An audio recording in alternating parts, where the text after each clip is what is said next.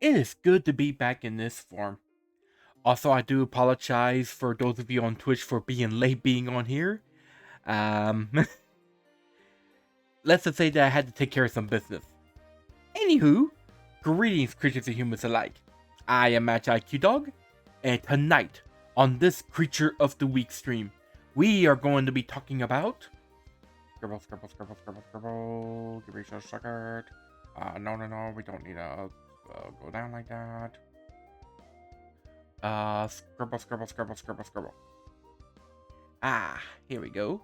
Let me put away my wings and my tail as we scoot over a bit and we talk about the Poltergeist. So yeah, I'm actually surprised that we have not talked about this creature yet. I mean, considering the fact that it's one of the more famous ones. That scared the shit out of me. Why would you do that, phone? My work phone? Why would you do that? Anywho, let me go on ahead and get my info brought up and ready, and we shall get started. Here we go. Poltergeists are a type of ghost first told in Germanic folklore and later spread worldwide and in ghost lore. You know what? I'm leaving you flat on the ground. How about that? Appearances. Poltergeists are a kind of ghost. As such, their appearances are basically non-corporeal spirits. However, unlike regular ghosts and spirits, poltergeists do not normally reveal themselves. They instead are invisible to human eye, or they may change their shapes and forms to make their appearances known. Of these includes energy and spirit orbs, shadows that move about, or even a distorted spiritual mist in a humanoid shape that appears in photos and cameras. It is assumed that their actual appearance is based on how they appeared back when they were alive, as some poltergeists might make their spiritual essence more divine. However, a poltergeist is mainly an invisible force that makes its appearances known through activities and actions which I'll explain now. Roles in mythology. Poltergeists are known to be the ghosts of those who die and cannot move on to the afterlife.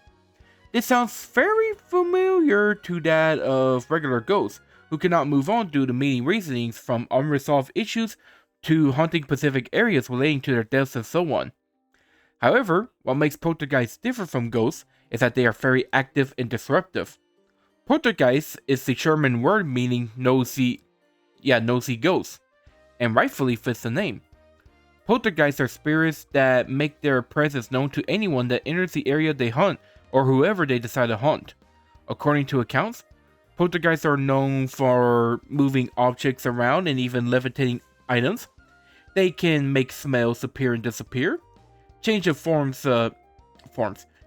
room's temperature, physically touching or assaulting a person by touch, pinches, and bites, and most common, making loud noises, whether it be knocking, tapping, bodily voices and whispers, to even bangings and screams.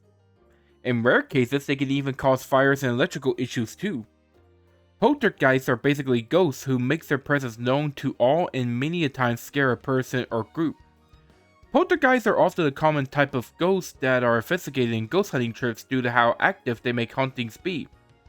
Now, I want to point out that often not, these poltergeists could be malevolent to somewhat mischievous. A lot of famous poltergeist cases, like the Enfield's haunting, have them very malevolent to those living in the haunted houses or places. However, I also want to point out that not all poltergeists are evil. While many cases seem to have them violent and harmful, some are just peaceful and wanting to let you know that they are around. In fact, kind of sharing some personal info here, I believe my grandpa is a type of poltergeist at my house. Ever since we moved in here, we have had many stuff happening here, but nothing never violent, just more of him letting us know that he's around. I wouldn't be surprised if he's around right now, kind of listening to this and being like, But yeah, anyways, back to the lesson. The point is, poltergeists are basically ghosts who are strong enough to let you know when they are around. Other ghosts. The poltergeists belong to a category of undead of ghosts. Ghosts are the corporeal spirits of a deceased person, and many cultures have their own versions of ghosts and undead spirits.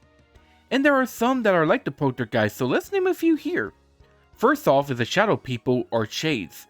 They are believed to be ghosts of people that appear as shadows that are told throughout the world. There are many sightings and they are very comparable to poltergeists, and both hauntings and dreads as they can become. Next is the white ladies. They are a kind of female spirit who appears as a woman in a fully worn white dress. These ghosts are considered a bad omen and often are related to horrible deaths. Then you got the Doppelgangers. They are considered a spirit double of yourself, and they will hunt their counterpart. They are considered malevolent since they harbor bad luck and even death. From the Caribbean and Jamaican, there are the Duppys. They are a group of malevolent spirits that hunt people in places and are so evil they are considered a demonic type of spirit. They also take the shape of animals and humans too. From worldwide as well, there are the Wisps. They are ghostly spectral flames that appear in the wilderness that often leads people astray. They may also be fairies of... They may also be fairies or elementals depending on the culture. And from Thailand, there are the Pai. These are a vast collection of spirits and ghosts that can range from protective spirits to downright murderous and monstrous ghosts. From the drowned spirits Rusalka of Suffolk to the Bhut of India, who are made from terrible deaths. There are many kinds of ghosts that appears with a poltergeist standing out as the most common worldwide.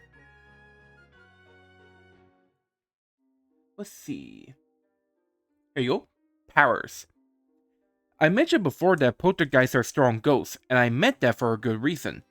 While ghosts don't often do much than appear and disappear in a haunted area without bothering the living, poltergeists are capable of doing many things due to their power. One of these is of course spirit physiology. As a ghost, they are capable of tangibility, invisibility, fear inducement, spiritual powers, and even possessing items and people too. Secondly, they have telekinetic powers. These powers allow them to move objects and items around, send them flying, and even push people back without touching them. Thirdly, they can have a somewhat limited control over the environment. What I mean is that they can control the temperature of areas, making them hot or cold, causing electrical failures like camera, do spontaneous combustion or fires out of nowhere, and even in some cases, causing a kind of liquid to appear, whether it appears like blood or ooze. Fourth, and a major trait of them, is that they are capable of making sounds and noises that can disrupt people. Knocking, tapping, whispers, and yelling are common and can disrupt and confuse people who listen to these noises. Some other abilities may include biting, pinching, spiritual combat, and higher spiritual energy. The reason they are strong is because it's believed they have a more spiritual energy or even able to drain more energy like from emotions or from electrical devices to power themselves. Basically put, you're dealing with a strong ghost. Weaknesses. However, don't you dread yet. Poltergeists do carry some weaknesses one can use against them. And one of them is Ghostbusters. When there's something strange in the neighborhood, who you gonna call? Ghostbusters! I'm kidding. Obviously, that's not a real weakness. Anyways, for a real weakness, as ghosts, with some being malevolent, they are still prone to weaknesses of regular ghosts and spirits. For one, salt is used as a protective barrier against them and other spirits. Iron is a typical but effective means to repel and harm the spirit, since iron can harm spirits and other supernatural beings. Purifying the house with sage, rituals, and prayers can make the spirit move on to the afterlife. Oh, my phone's dying. Anyways, holy items also work out as well since spirits are overpowered by the divine. Another method of dealing with a poltergeist is exorcisms. Like holy items and prayers, exorcising the spirit can help purify the house and force the spirit away. However, if you happen to feel bad for the spirit and want to help it out, you could help the poltergeist move on by finding out the source of its attachment to the mortal realm. Poltergeist often haunts around areas that stay on Earth due to unfinished businesses, wrongful deaths, or other negative feelings to their deaths. If you could find out how they die and help them with their business, they might find peace and move on to the afterlife. Other weaknesses might include not sowing fear as it fuels their spiritual powers, using other spirits or powerful entities to combat against them, and even using binding spells and rituals to control the spirit like a talisman. So yeah, there are ways to deal with a poltergeist, especially those who are dangerous. However, I do want to point out that sometimes these weaknesses may not work out against a ghost depending on the haunting and how strong the spirit is. Sometimes the spirits can even come back, whether it be them hiding till later on, or just straight up not being affected. So yeah, still be careful. Poltergeist versus Ghosts. Ghostbusters! Okay, as we know, poltergeists are considered a noisy type of ghost who often causes noises and disruptions. However, they are still considered a type of ghost. And as we all should know, ghosts are the corporeal spirits of a deceased person with unsettled businesses and resides in the living world. Ghosts are considered a major type of undead, with many kinds of ghosts that exist throughout cultures, myths, and beliefs. The mini Pi from PHI from Thailand, Mylings of Savik, and of course the White Ladies of all around the world. But poltergeists are considered the most famous type of ghost that is encountered many a times in ghost investigations. So with that in mind, what makes poltergeists different from regular ghosts? Well, the main difference that makes a poltergeist unique from ghosts is that they are active in paranormal activities. Ghosts do not make their presence known normally. They often mind their own business and do not engage with the living as they only haunt their area. They might appear in photos and cameras as apparitions or cause slight disturbances like shadow movements. This might be due to the spirits not being powerful enough in spirituality. But poltergeists are complete opposites. They are powerful enough to cause physical damages, lift objects, causes fires or electrical failures, and of course making noises. Other ghosts like Nas and Shades might be active and cause disruptions, but the poltergeist is considered the most widespread spirits of hauntings.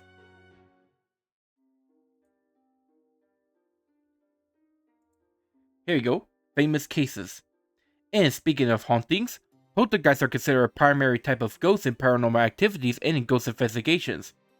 While this isn't always the case as other ghosts and even other spirits like demons get involved in ghost investigations, a large percentage of findings often in line with poltergeist activities. So it's no surprise that some famous paranormal and ghost hunting cases have been documented and led to some of the most famous and somewhat controversial ghost hauntings ever. Now, some I'll go by pretty quick, while there are some that needs to be told in details. And the first is the Thornton's Heath Poltergeist. This case was from 1970 in London, where a surreal family was terrorized by a poltergeist that would change the TV channels. Lampshades swing violently, and glass was thrown across the house. Yes, this ghost is actually a type of ghost that's in Phasmo as well, which I'll get to that in the popularity. Let's see. Next is a great, I know I'm gonna butcher this name.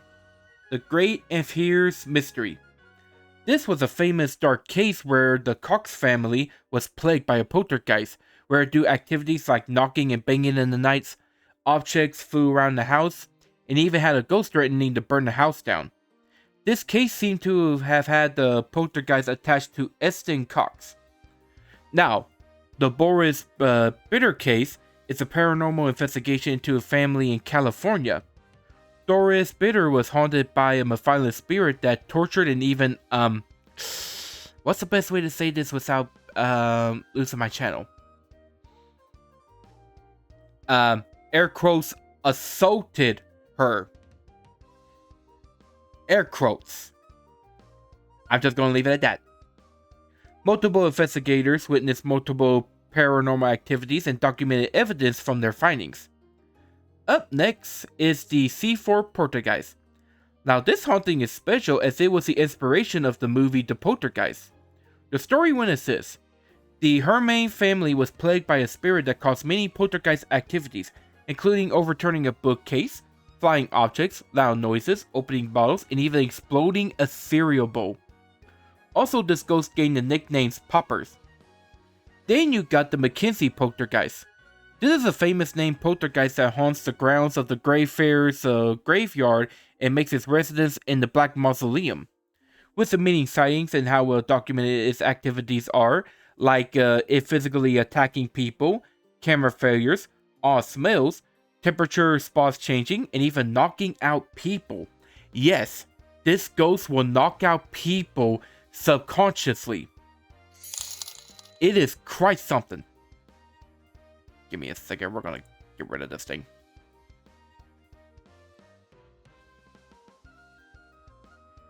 We don't want that around here. There. Anyways, where was I at? Oh yeah, it knocked out people into unconsciousness. So yeah, the Mackenzie is something else. Now, the next 4 is considered the most infamous cases of extreme poltergeist cases, so be ready for this. The first is the Ammons haunting in Indiana. This recent case in 2011 had the Ammons family plagued by both poltergeist and demonic activities. Flies infested the area. The footsteps sounded from the basement were heard, and sightings of shadowy figures were spotted.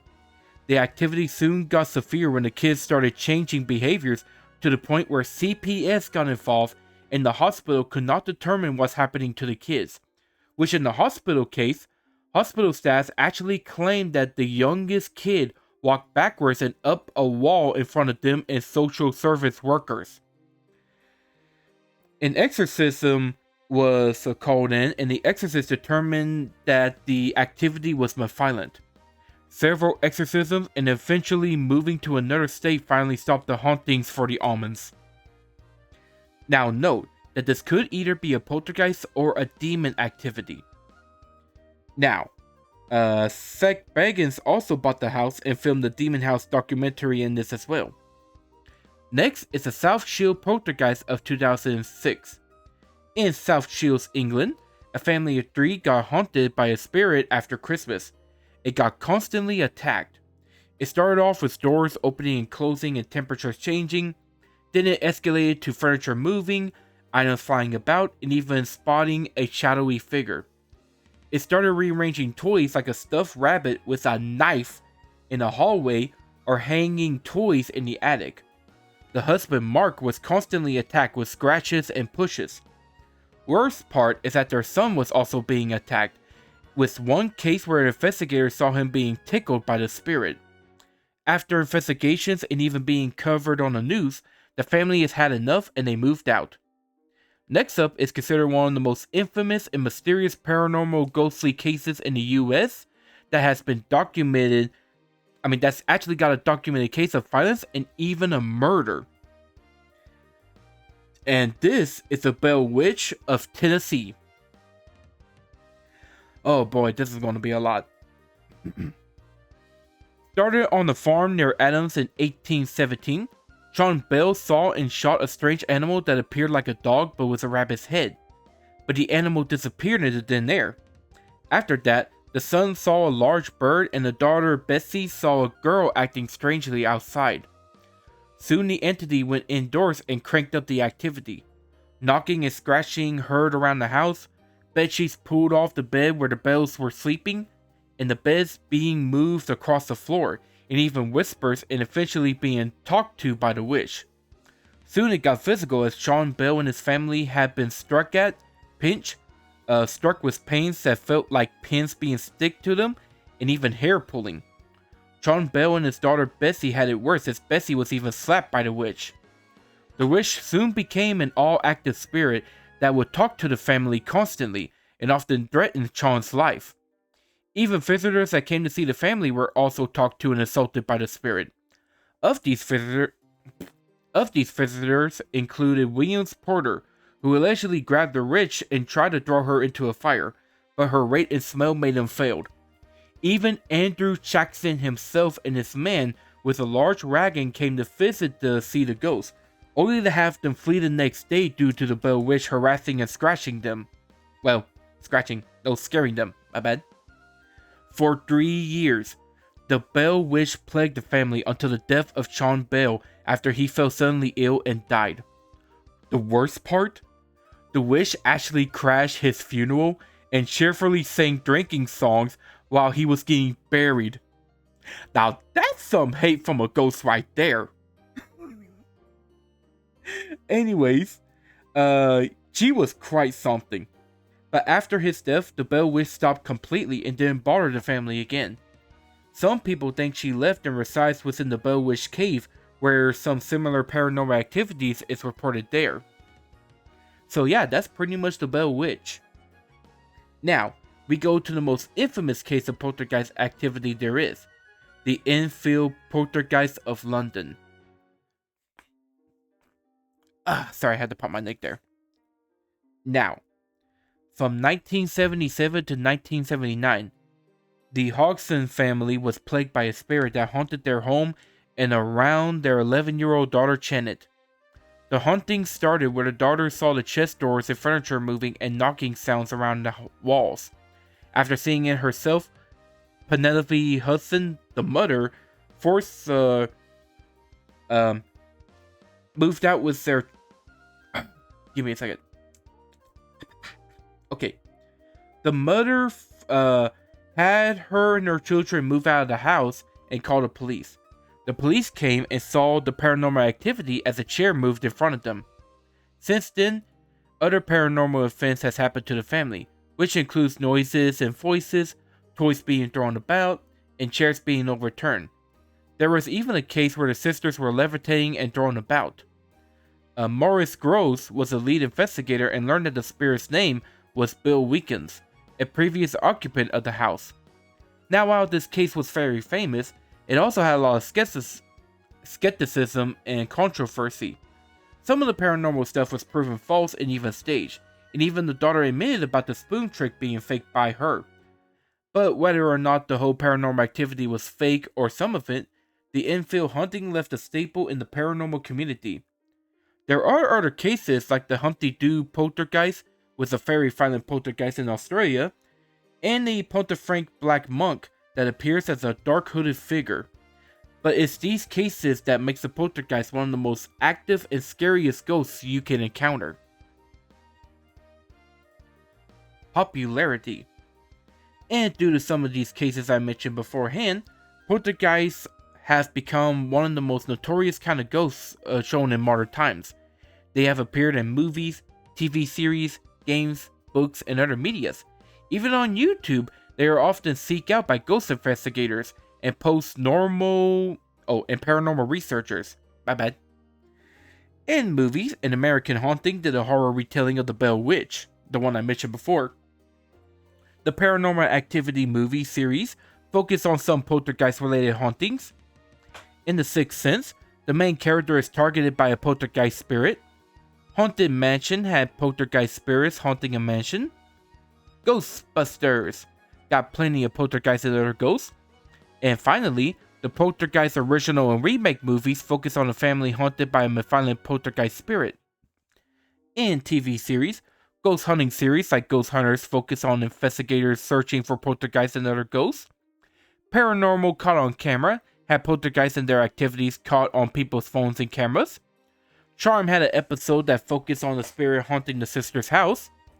Buffy the Vampire Slayer episode, Where the Wild Things, had a bunch of these spirits together. Supernatural also had some poltergeists in their episodes too. And finally, Rent-A-Ghost had a Chester named Timothy Claypole coming back as a poltergeist. In cartoons, the real Ghostbusters animated series had the Ghostbusters busting some poltergeist spirits. Mickey Mouse House of Mouse cartoon plays some cartoons that feature spooky things like a poltergeist. Chowder had the Poultrygeist, an evil chicken ghost. Casper the Friendly Ghost could be considered a kind of poltergeist due to how active he is to find friends. Monster High got Spectra Foldergeist, a teenage ghost girl, and might be inspired by the Poltergeist film. Courage, the Cowardly Dog, got some poltergeist-inspired ghosts and spirits. Scooby-Doo deals with ghosts and monsters, with some inspired by poltergeist activities. And last but not least, Danny Phantom deals with many poltergeists and ghosts. Also, I want to mention how cartoons that got Halloween specials might also have poltergeists and ghostly beings too.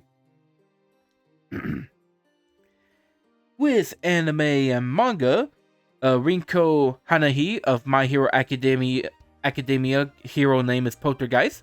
Piranha of One Piece ate the hollow fruit that makes her like a poltergeist. Pokemon's got Poltergeist and other ghost Pokemon, and even got the move Poltergeist too. The mini spirits and ghosts in Miruko-chan. The violent poltergeist and spirits of Dark Gathering. The ghostly yokai named Poltergeist in Gigigen no Kintaro. And Miko Honma and Honohana. There are other ghosts in anime, but that depends on whether they are yokais or yuris. In games, Phasmophobia, the One That Night mission, features Poltergeist as one of the spirits you gotta identify. Pokemon's got the move Poltergeist, and Pokemon like Poltergeist. Shiver's Poltergeist got a female one that uses pyrokinetic powers. Kindred Spirits of the Roof got Sachi Inoki, who is a poltergeist-like spirit. Haunt the House got you playing as a cute ghost who's trying to scare party girls away so they can have some peace. Which I will admit is kind of rude for the party goers. Anyways, Geist is a name. Geist is a name. Hey, y'all know Geist? Anyways, Geist is a game where you scare people till you can possess them. Castlevania's also got some poltergeists and ghosts as enemies. And Creep TV got the spirits haunting the Baggy's house. Tabletop games also got poltergeists in their games like D&D and Warhammer. Wisps books, the Discworld series by Sir Terry Pratchett, or Patchett, however you pronounce that name, had multiple ghosts and poltergeist characters like the ghost of King Furnace. Kyle Lugoff's Too Bright to See had the character Bug haunted by a poltergeist that messed with his TV, room, and stuff. Sanctuary by Andy C. Bouchanet had poltergeist as an uncommon kind of ghost with telekinetic powers. Thomas series by Dean Koontz had poltergeist as strong ghosts who you don't want to get riled up. J.K. Rowling's Harry Potter got the poltergeist named Peace. And finally, Robin Snyder, Invisible Ghosts, had poltergeist as angry ghosts with the character Logan as one trying to control his anger. And finally, YouTube features mini videos about ghost videos with poltergeist activities, educational videos that talked about poltergeist hauntings like the Bell Witch, and even YouTubers like The Boys and Internet City have done ghost hunting investigations and encountered some poltergeist-like activities. By the way, check out both The Boys and Internet City. They are really fun channels, and y'all will have a blast with them. Alrighty, I think that's pretty much it. So let's go ahead and end this out with the conclusion. The hauntings of a poltergeist spirit can range from a simple innocent notice me that I'm here actions to violent and malicious acts. These ghosts that still have unsettled businesses will make their presence known, whether it be by moving objects, causing fires, and of course making noises. And with how many cases there are around the world, these hauntings will continue on. So if you're dealing with a violent poltergeist, spread the salt, light the sage, grab a crucifix, and call a ghost investigating team, because you'll need help with dealing with these noisy ghosts. And that concludes our poltergeist. So, what do you guys think about these spirits? Do you really think they're that active? Do you really think that some of these famous cases are out there? Would you like to do a ghost hunting investigation to try to find one yourself? Let me know in the comment sections below.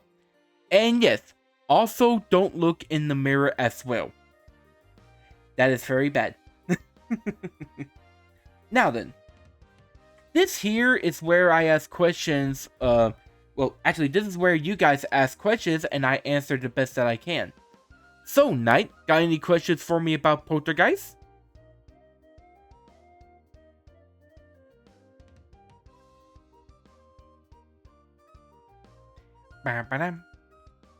Ba-da-ba-bam. Ooh, you do. Alright, ask away. Ba-da-ba-bam. Ba-da-ba-bam. Ba-da-ba-bam. Ba-da-ba-bam. Ba-da-ba-bam. Oh, that's a good question.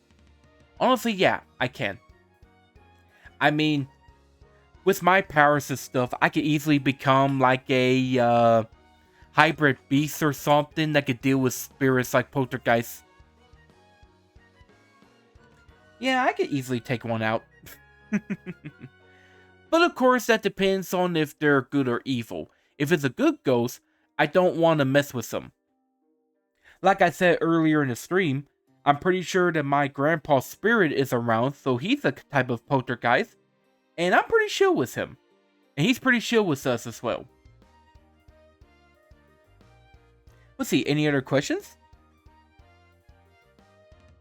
Ba-da-ba-bam. Ba-da-ba-bam. Ba-da-ba-bam. Ba-da-ba-bam.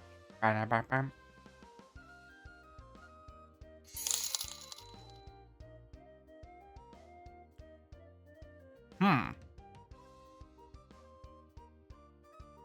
That's a good question.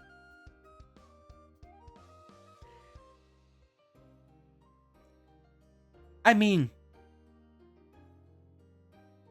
that could be a possibility.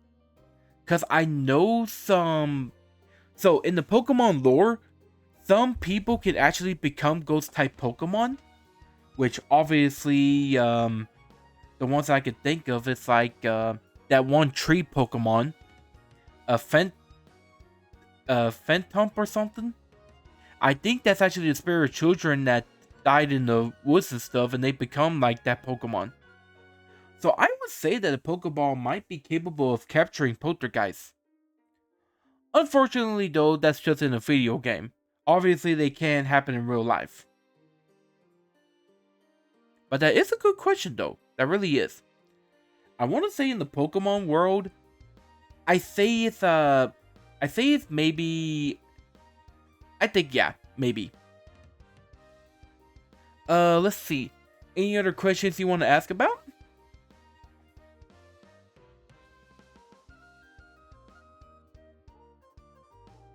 Ba-da-ba-bam. Ba-da-ba-bam. Ba-da-ba-bam. Ba-da-ba-bam. Ba-da-ba-bam.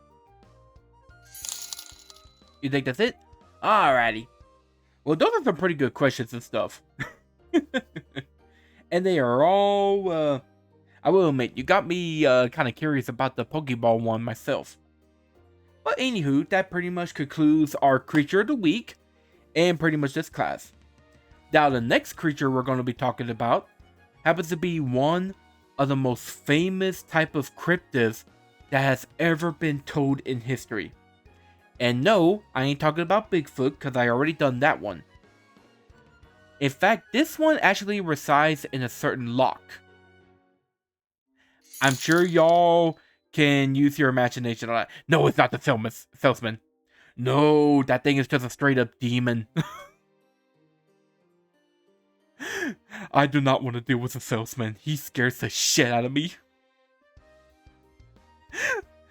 But anywho, I think that's pretty much it with that. Now, I was going to try to play Subliminal, but unfortunately, I got to get to bed in the next 25 minutes or so. So I'm not going to have any time for that. I will try to play that Wednesday along with, let's see, what other game was there? Give me a second. I'm going to check out the game real quick.